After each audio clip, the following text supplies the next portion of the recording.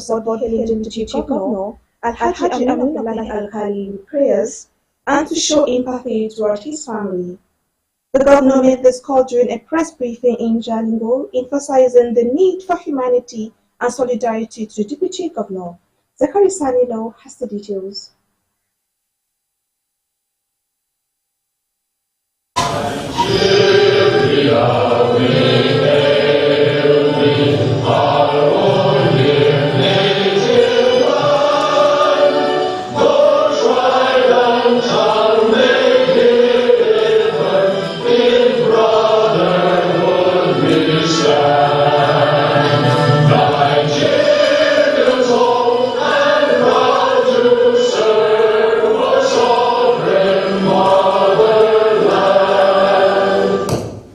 I have had the discussions going on in the media and among our people about the fact that our state has been without an active deputy governor for several months. I understand the concern and questions, and I want to speak to you directly, not just as your governor, but as a fellow human being guided by faith, morality, and conscience. In my years of service in the Nigerian military for 21 years, I learned the meaning of esprit de corps, the spirit of togetherness, where we stand by one another regardless of religion, ethnicity, or background.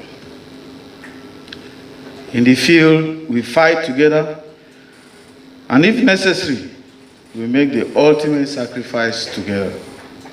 That spirit has not left me, even in politics. Our Deputy Governor, His Excellency, fell ill serving Taraba State faithfully on official duty. This is not political matter. It is a human one. The Constitution gives us laws to follow, and we have done everything required of us under the law. But laws alone are not enough.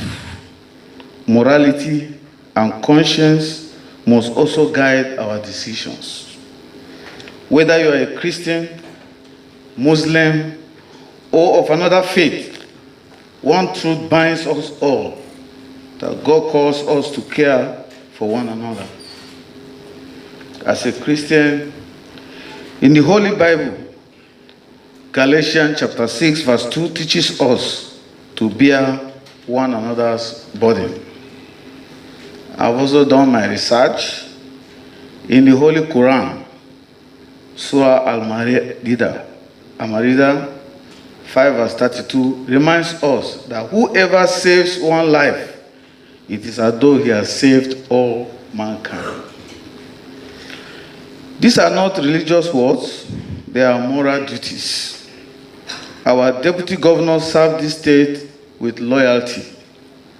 Now, in his moment of need, it is our turn to stand by him. Let us lift him in prayers, support his family, and show that in Taraba State, leadership is not about humanity leadership is all about humanity before politics.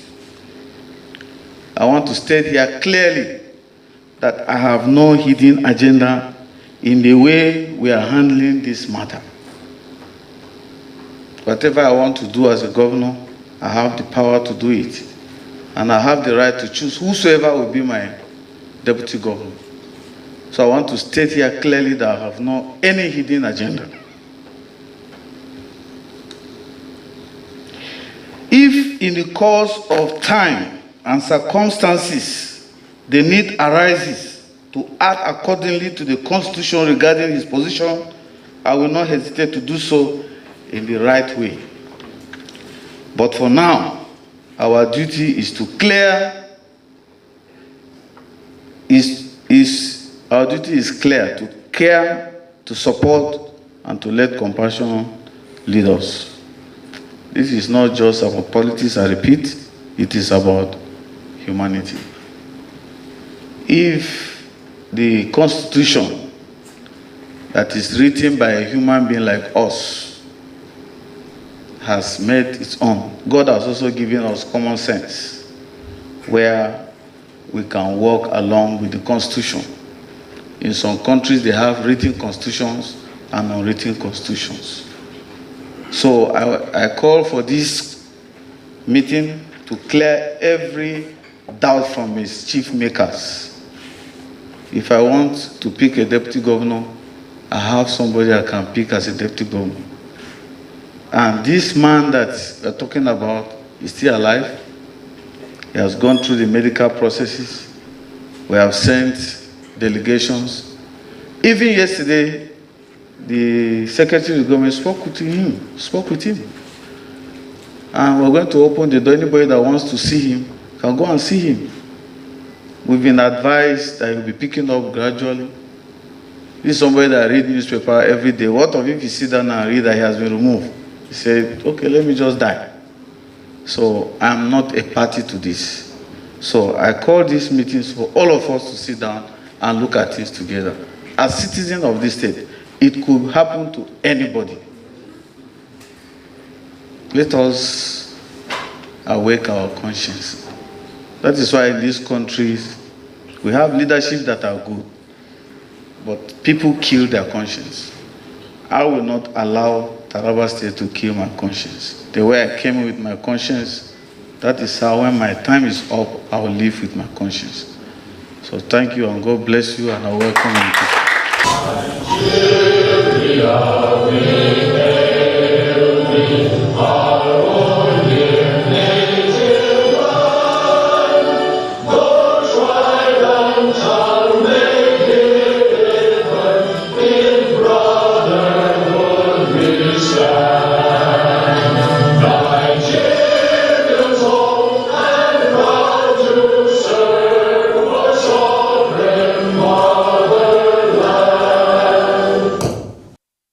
President Bola Tinubu on Wednesday before the commencement of the Federal Executive Council FEC meeting inaugurated members of the Nigerian Law Reforms Commission.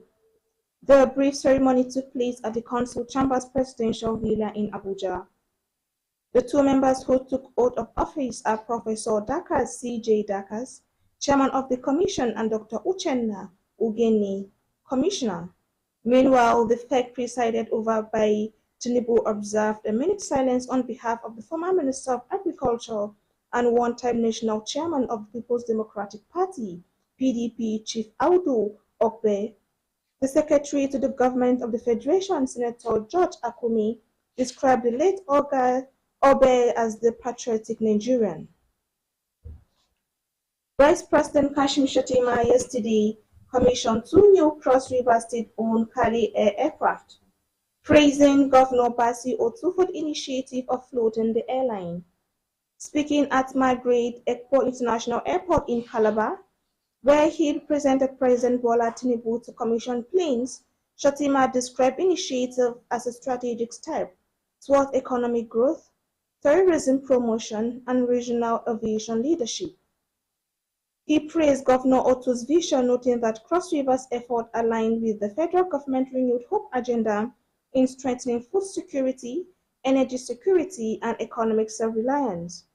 In his remarks, Governor Otu traced the state economic strategy to the integration of three engines set in motion by his predecessor, tourism under Donald Duke, rural development under Senator Leal Imok, and industrialization under Professor Ben Ayade. Let's take a break. When we return, Haske News will continue. Please stay with us.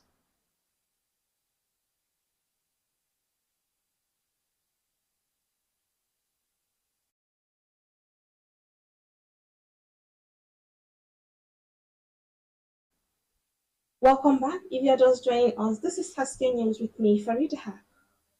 In a major push toward digital transformation and property reforms, Lagos State has launched a new initiative aimed at revolutionizing its property identification system. During the Nigerian land titling registration and documentation program held in Victoria Island. According to Governor Sanwo-Olu, the new initiative will assign a unique digital identifying to every property in the state.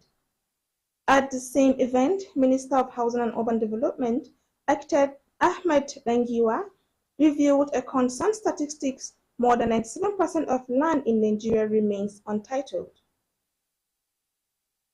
The Independent National Electoral Commission (INEC) has warned Nigerians against multiple registration in the forthcoming continuous voter registration exercise. Alhaji Mohammed Sadiq, the resident Electoral Commission rep in Plateau State, said this during a meeting with stakeholders on resumption of CVR across the country. Sadiq said that such a move will not only attract grave consequences, but anyone caught will be completely delisted from the voter registration. He particularly explained that the CVR will commence as of August 18 with the online registration. The REC also called on residents of Plateau State who had registered before to take advantage of the CVR exercise and collect their PVCs. That's all on Haske TV News. My name is Farida Haq. Do stay tuned for a subsequent program. From me is a goodbye.